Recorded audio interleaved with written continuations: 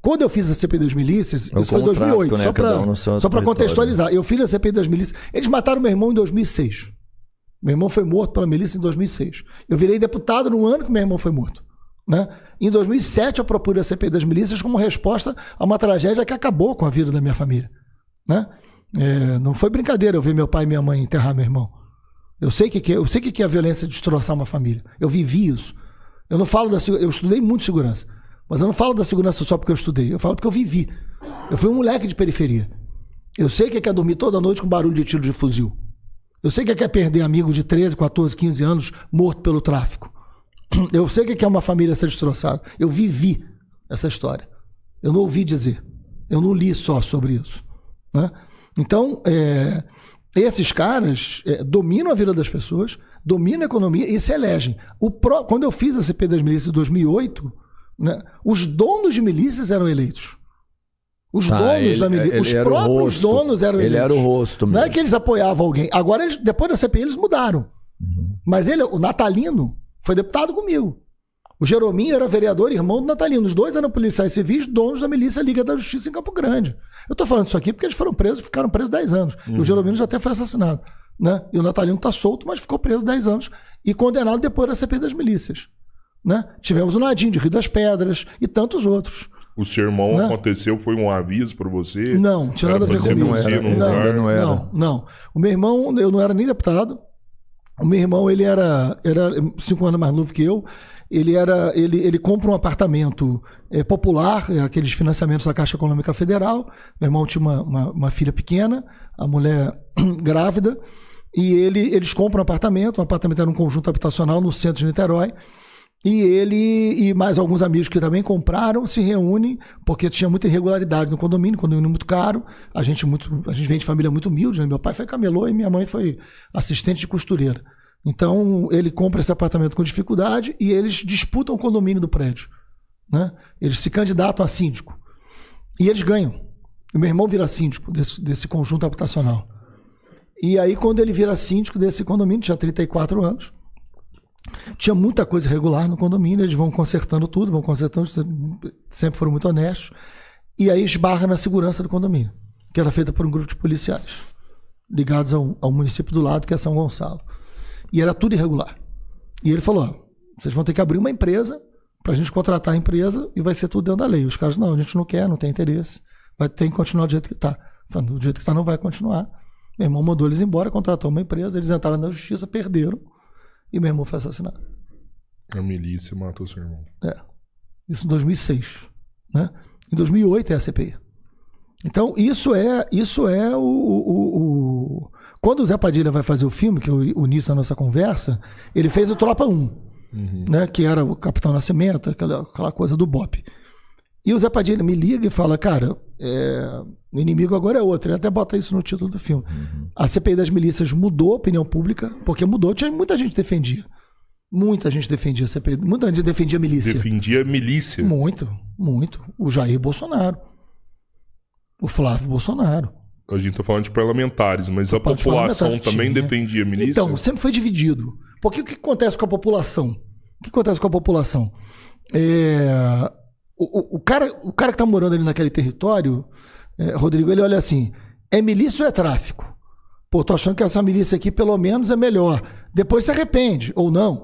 Mas enfim, porque os caras não têm um parâmetro que possa ser algo diferente de algum grupo criminoso dominando. Porque o Estado nunca teve ali. O Estado não garante. Tem mais de 4 milhões de pessoas no Rio de Janeiro hoje que vivem sem valer a Constituição de 88. Mas você acha que em algum momento da história do Rio a população preferiu a milícia? Não, sim. Uma parte da população, teve sim. Isso. Só para você ter uma ideia.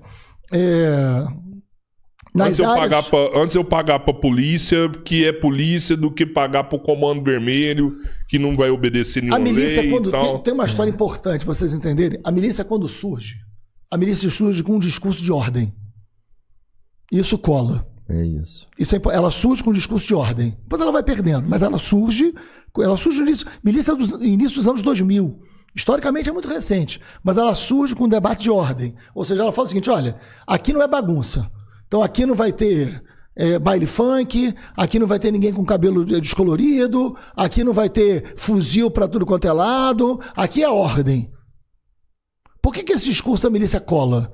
Porque ele se contrapõe ao tráfico, eles são policiais, aqui agora é a ordem, ou são agentes da segurança pública, e eles dominam toda uma economia e ficam milionários com essa história.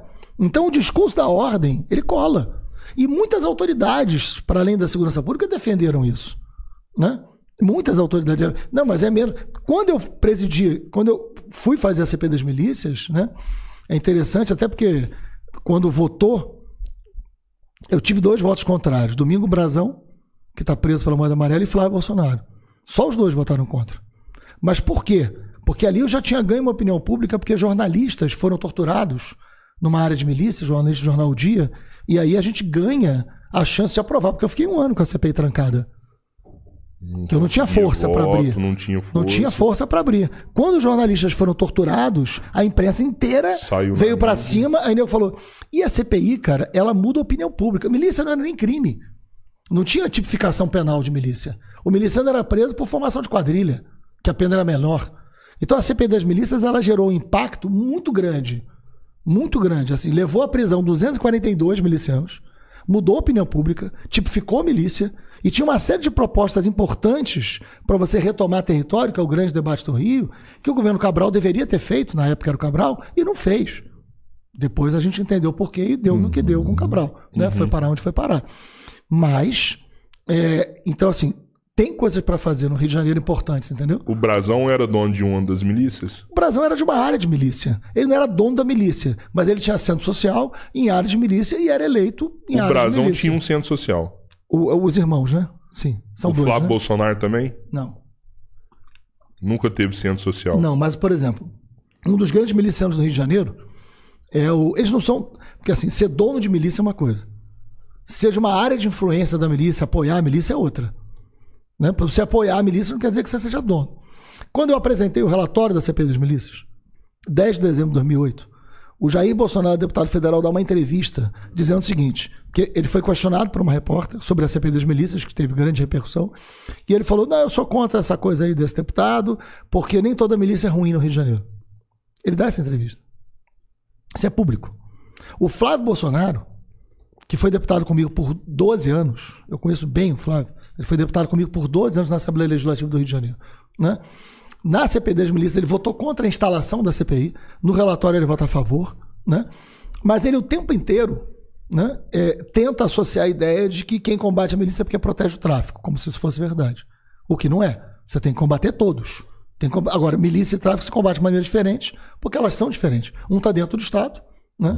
Um é formado por agentes da segurança pública, o outro não. Então é evidente que a maneira de você combater... Elas distinguem, elas são diferentes. Né? Agora, cara, o Capitão Adriano foi um dos maiores milicianos do Rio de Janeiro. Matador, que é o escritório do crime, né? Que é um grupo ao Rio de Janeiro onde foi parar. Né? E o livro trata disso. Existe um grupo de matadores no Rio de Janeiro que se chama Escritório do Crime, que matou para o Jogo do Bicho, matou para um monte de gente. Eram quase todos policiais ou ex-policiais, né? Exímios atiradores, que formaram um grupo de matadores para serem contratados. Foram eles que mataram o seu segurança? Não. Não. Eu tive segurança morto por causa de assalto. Não tem a ver. Não tem nada a ver. Porque ele foi morto. Assim, o Rony Lessa... E não foi, pelo que eu sei, não foi levado nada. Ele foi morto num assalto, mas não foi... Eu tive mais de um segurança morto, mas por assalto. Tá. Não teve relação com isso. Né? O Rony Lessa era do escritório do crime, que matou a Marielle, mas matou... quantidade gigante de pessoas antes. Nunca foi julgado. Só no caso da Marielle. Quantas pessoas antes ele é responsável pelo crime? Aí... Tem os números lá? Que você tem que provar, né? Mas assim, ele nunca sentou no banco do... Primeira vez que ele sentou no banco dos réus... Foi no caso da Marielle. Foi no caso da Marielle. Eu começo meu livro com isso. Né? Como é que pode... O Capitão Adriano... O Rony Lessa, no caso, é o vizinho do Bolsonaro no condomínio. O Adriano, o Capitão Adriano, que foi um dos maiores matadores, era dono de imóvel clandestino em Rio das Pedras, etc e tal. O Capitão Adriano, ele tinha a mãe dele e a ex-mulher dele no gabinete do Flávio Bolsonaro, da Alerj. Contratados. Né? Contratados. Pois é. O Capitão Adriano. Então, assim, essas relações, a milícia vai estabelecendo essas relações políticas. né, de apoio, não é só o dono. O Brasão era dono do Centro Social. E é muito interessante o mapa eleitoral, né? Porque, por exemplo, teve o julgamento da Marielle agora, e foi muito curioso, porque a defesa do Brasão tentou dizer que ele não tinha nenhuma relação com milícia, porque ele era muito bem votado em área de milícia, mas eu também era. Isso eles argumentaram no tribunal. Na defesa. Né? Aí eu fiquei rindo, porque, sim, eu sempre fui bem votado em área de milícia. Por quê? Porque parte da população reconhece que o cara que enfrentou as milícias fui eu. Né? Então, tem divisões, tem quem apoia, tem quem não apoia. Eu nunca entrei numa área de milícia para fazer campanha. Não posso.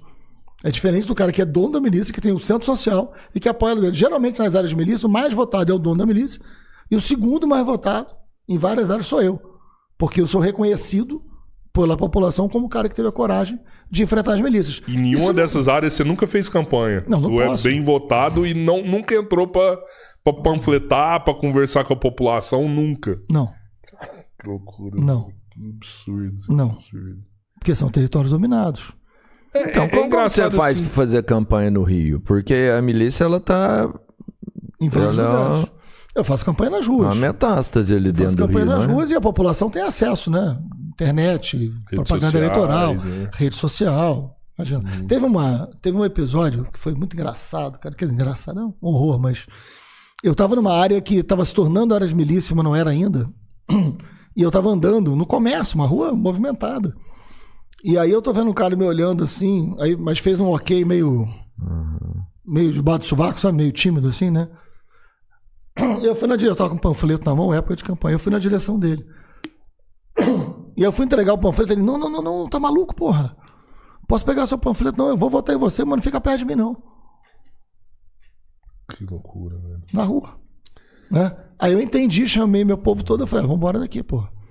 Mas eu vou ficar fazendo campanha num lugar que o cara não pode nem receber o meu material, pô. Fazer o que aqui? Você ia se ferrar, ainda ia ferrar um monte de gente junto. Ainda podia ferrar o cara. Eu falei, não, tá maluco, vamos embora. O Brasão era deputado, tinha um centro social. O Flávio e o Bolsonaro, o Carlos, tantos outros. Eles nunca tiveram centros sociais. Não. Mas, ao mesmo tempo, todos os governadores, pelo menos os últimos, foram escolhidos pela família Bolsonaro.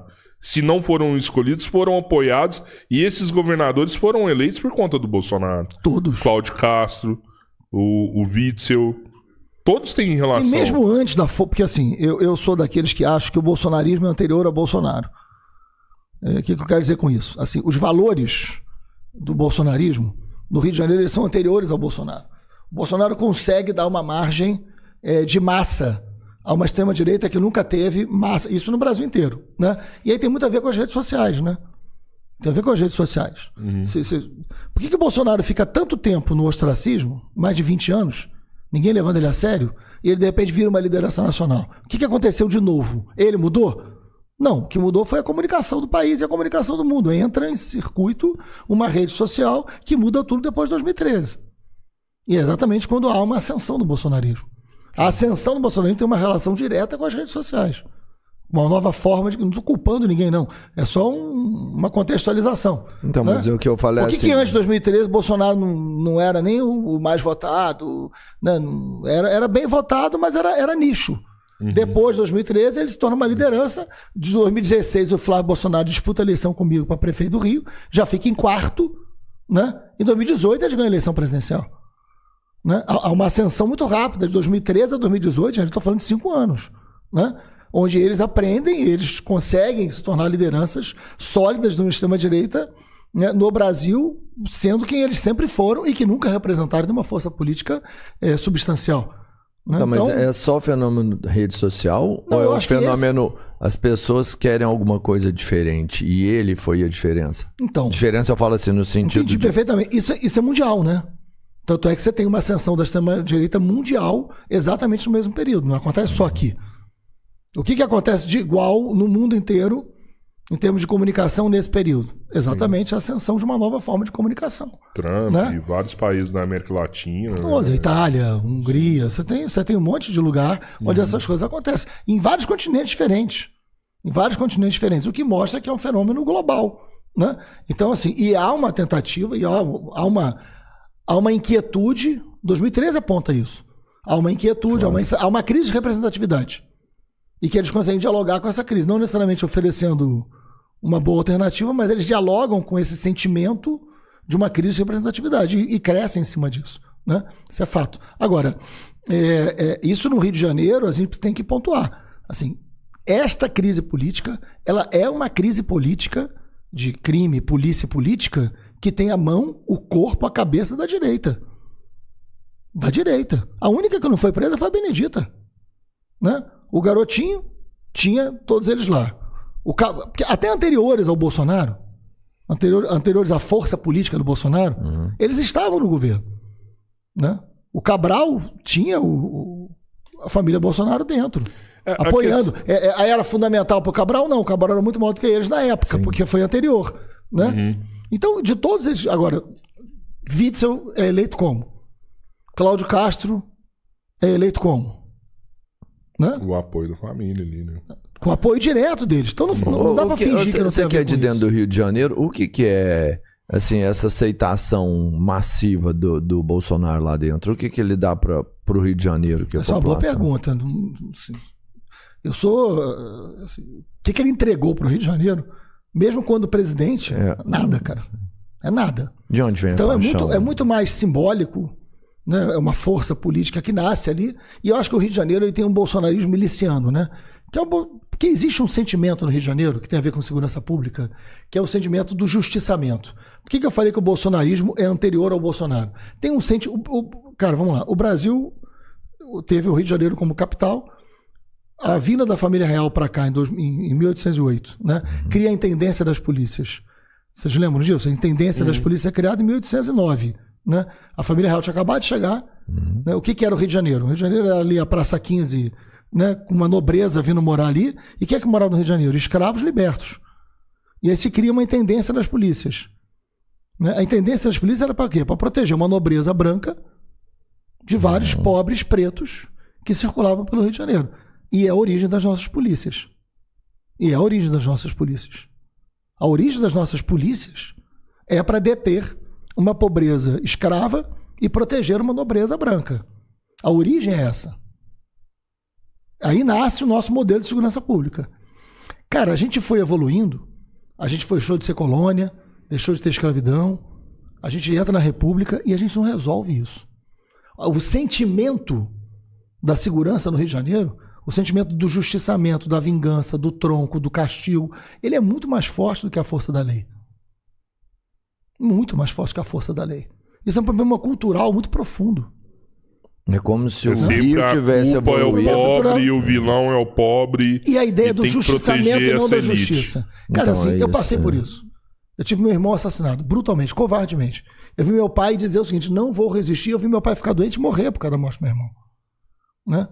Você acha que em nenhum momento bateu dentro de mim um desejo de vingança? Você acha que não veio dentro de mim, assim, os sentimentos piores que você pode imaginar? Claro que veio. Claro que veio. Se eu não tivesse uma formação tão sólida, né, da minha mãe e do meu pai, pessoas humildes, né? Então, assim, o sentimento de vingança, o sentimento da raiva, ele é muito mais potente e muito mais humano do que o da justiça. E na segurança do Rio de Janeiro, como o medo é legítimo, as pessoas têm medo e têm que ter medo mesmo, né?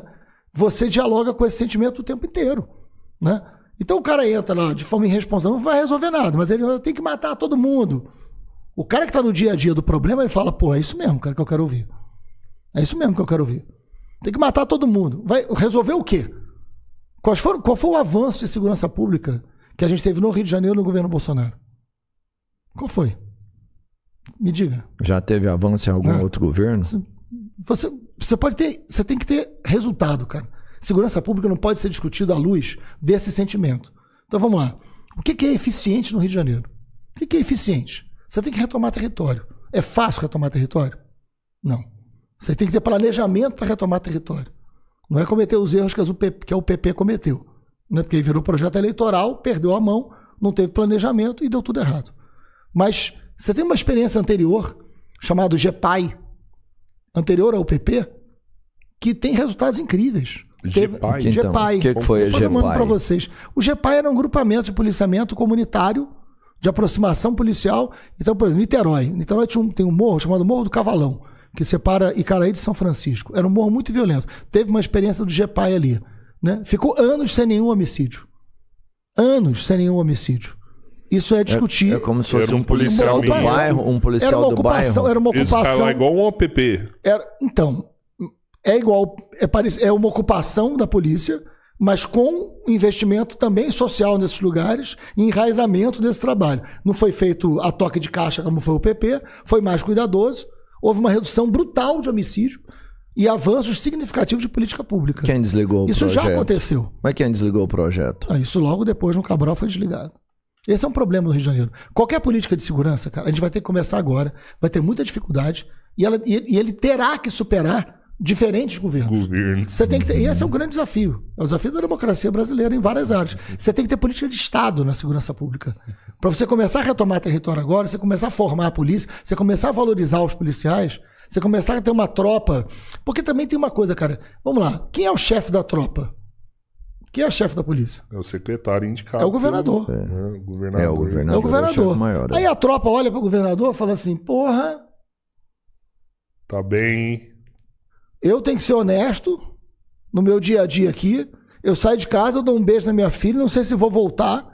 Tô ganhando mal, o governo não investe em mim. E eu tenho que ser honesto. Aí o cara olha pro Cláudio Castro. Entendeu? Aí o cara olha pro Barcelar. Aí o cara fala assim, porra. Então, cara, assim, tem que dar um recado pra tropa.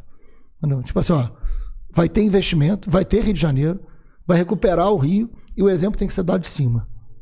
Esse é um ponto decisivo, que a gente não tem há muito tempo no Rio de Janeiro, né?